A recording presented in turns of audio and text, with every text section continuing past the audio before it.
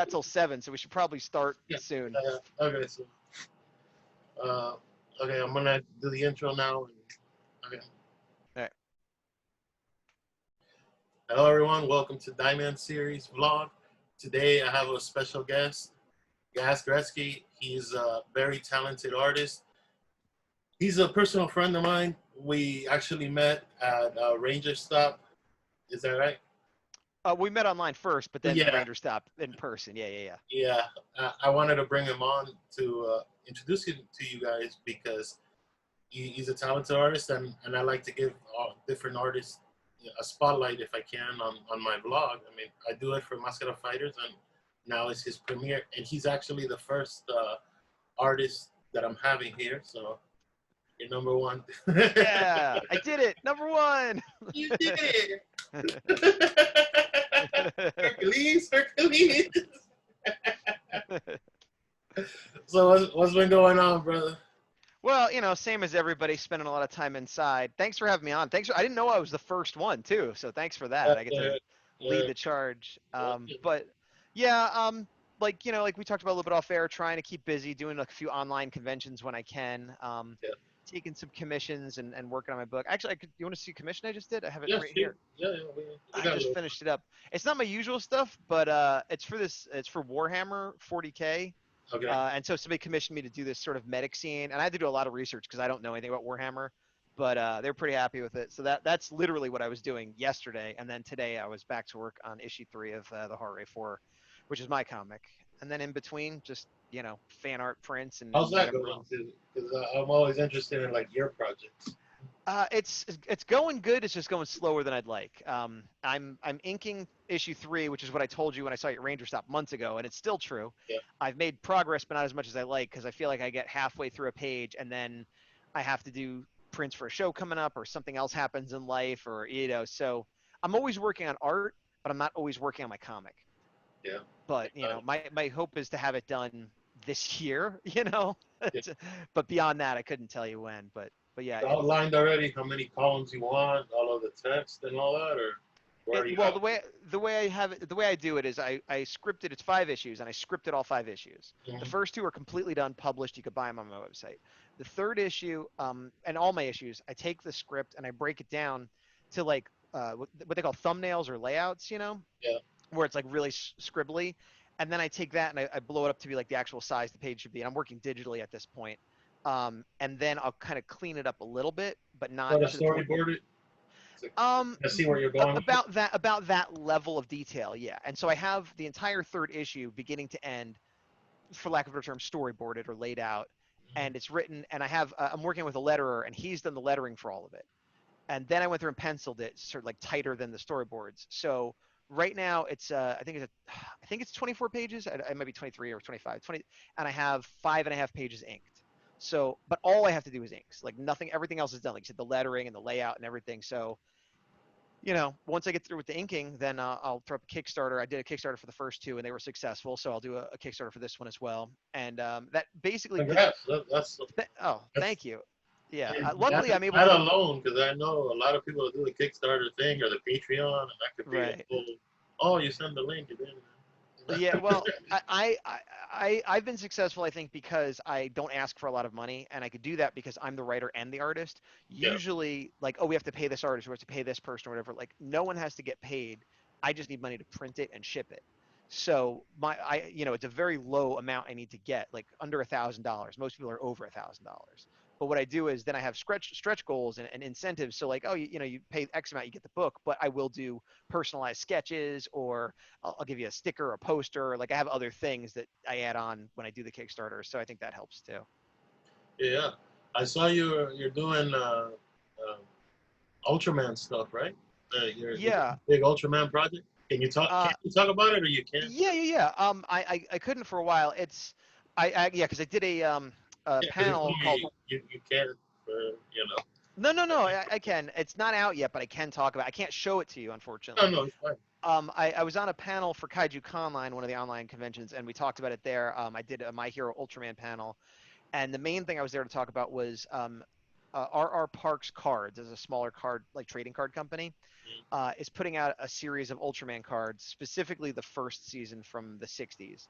And they hired a bunch of artists to do sketch cards so that you would actually if you're lucky enough from the packs, like they have images from the show, but then they have specialty cards. Some are signatures from the actors, some are other things, which I can't say what they are, and then some are sketch cards. And they hired me to do a bunch of these sketch cards. So if you buy those card packs, you have I don't know what the percentage is, but a certain chance of getting one of my sketch art cards. And I can't show you those, but what I can show you is the blank card, actually, now that I think about it.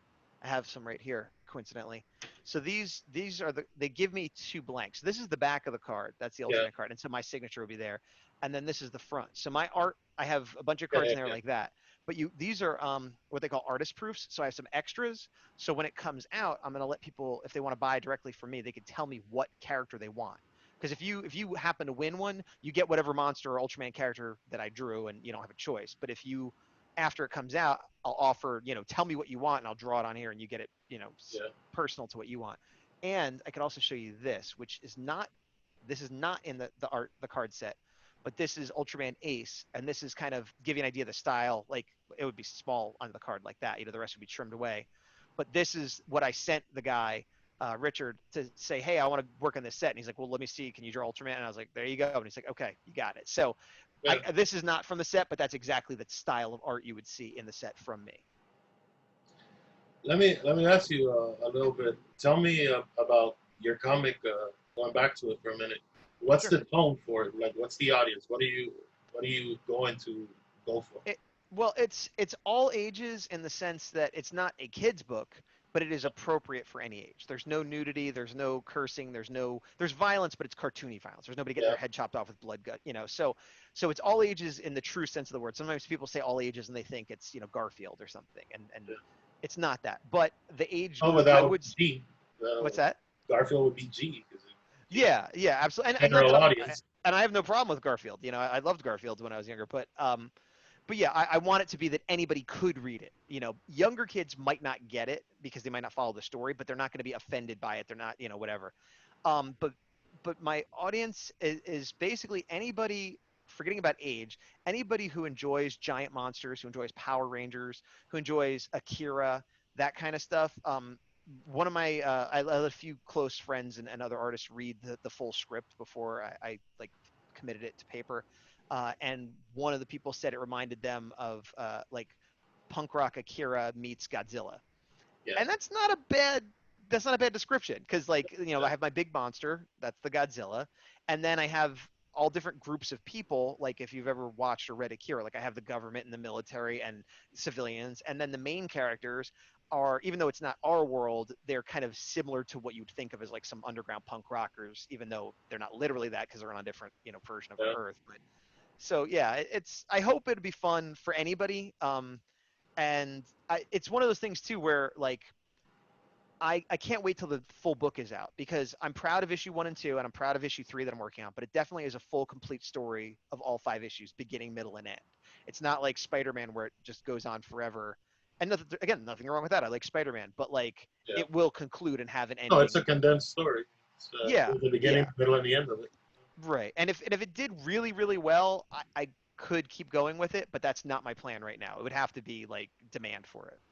It's funny you say that because like this is the Diamond series blog, and Right. specifically that's kind of what goes with creating the audience for Diamond series. Like it's more mature than Musket of Fight. It is Right. like the themes are stronger, but I don't like to use cursing, and I mean I could once in a while very lightly. I mean if you Right. have to, but it's also going Like you said, into like like PG, not R, yeah, but yeah, PG. Diamond series. Like yeah, there's things that you're gonna be like whoa, you know what I mean? But at the same time, we grew up with like Batman the animated series, and a lot of that stuff was whoa. Like if that stuff holds up today. Yeah. Oh, that's one of the As best kids, we animated just series thought of like all Batman time. punching people or whatever. Right. Yeah. No, that was a masterpiece that absolutely holds up today. Well, I'll tell you one trick I used because I did want to have not cursing, but like foul language or like whatever I wanted, but because it's not on our Earth and our reality, like it's similar but a little bit different. I just made up words, kind of like they did it on Battlestar Galactica and Farscape and other sci-fi series. So if I want someone to curse, they just use words that aren't like real curses in our dimension. You know what I mean? So it's fine. Like you know, like I have like call people like dim or you know a copper top or just like words that don't even mean anything. You know, but I'm just like you know, oh these are the curses in that world if I want to use them, but it's still not offensive. You know what I mean? Yeah, they used to do a lot of that on this show Martin. But Martin, the sitcom. yeah, yeah, like when Martin would talk about the male anatomy, he wouldn't say it. He would say like when he was playing his mom, he'd say like the shaboinka. Oh The word yeah, shaboinka doesn't yeah. mean anything, but you know what it. You know what I'm Right, saying. right. It also makes me think of the X-Men cartoon from the 90s because Wolverine would want to curse, but he'd be like, "You lousy, stinking gutter trash, Yeah, you or know, he'd be like you Bob instead hamburger of sniffing." MFer, yeah. Yeah, but he would never actually curse. But like as a kid, you felt like he was cursing, but he wasn't actually saying anything bad. Like, Yeah, like they also do it in like Transformers, like, oh, that's just Prime, instead of saying, F this. You yeah, know yeah, what I yeah. mean? Or they say scrap instead of like, yeah, Yeah, whatever else. instead Yeah, of the other one. Yeah. yeah, yeah. Yeah, man. Uh, That's awesome. it's awesome talking to you, brother. Thank you for being on, Oh, sure, man. my vlog here. Yeah. Why don't you tell everybody about your projects and where they can reach you? Okay, well, like I said, the card set isn't out yet, but it'll be RR Parks cards, and it's the Ultraman set. You can find me. I go by Gazbot online. I have, if you go to Gazbot.com, that's my main page, and it has links to my YouTube and my Instagram and my everything. And then I do take commissions, but I'm slow. So the way I do it is I take one commission at a time.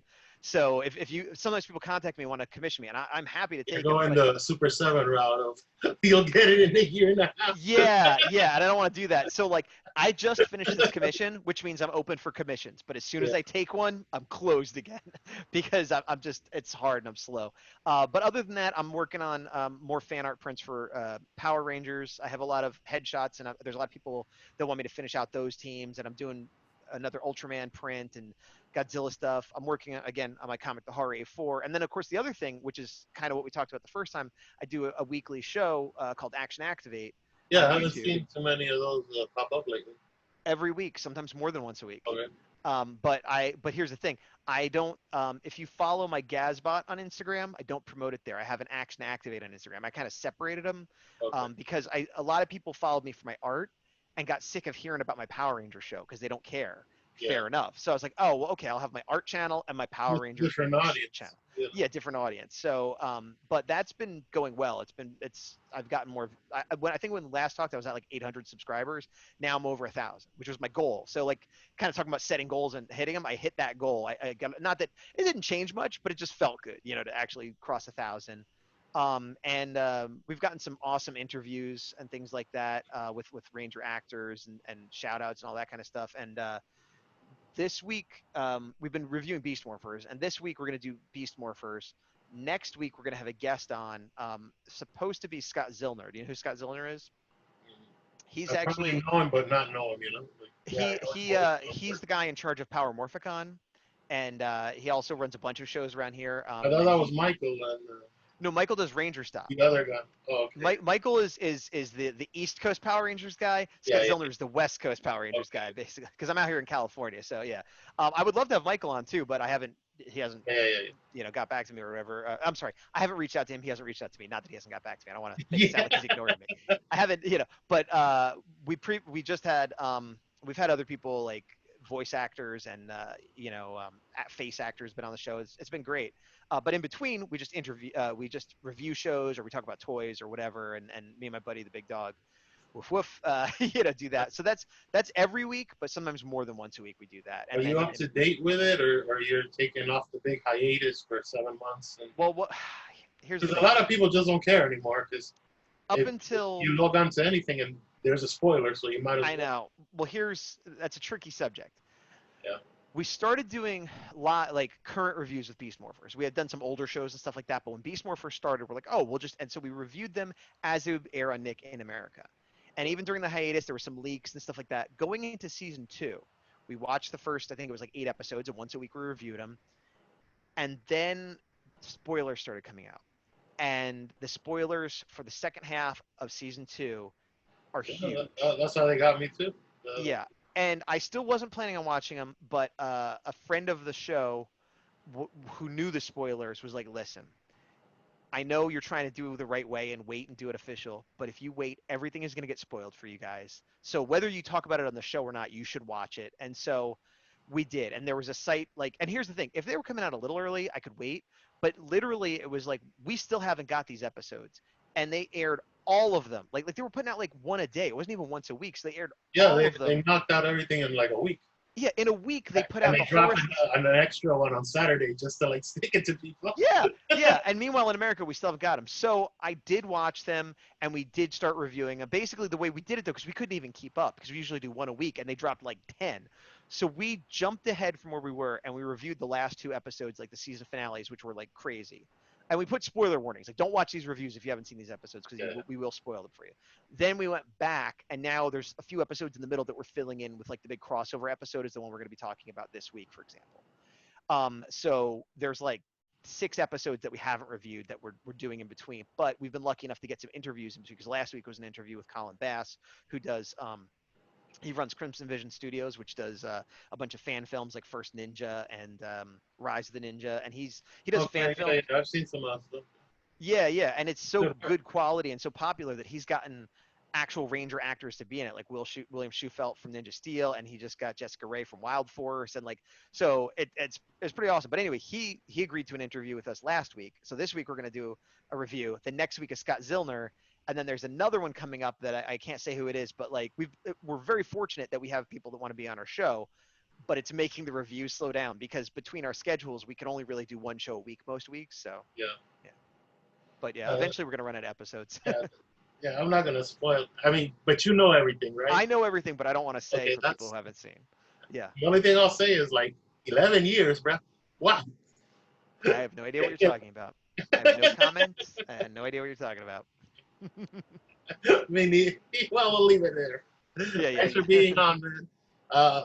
For everybody, check out at Gasbot, all of his channels. He's a really talented guy. You guys want to commission, like you said, check out all his other stuff. And, you know, for more, for Dieman Series, stay here on Dieman Series.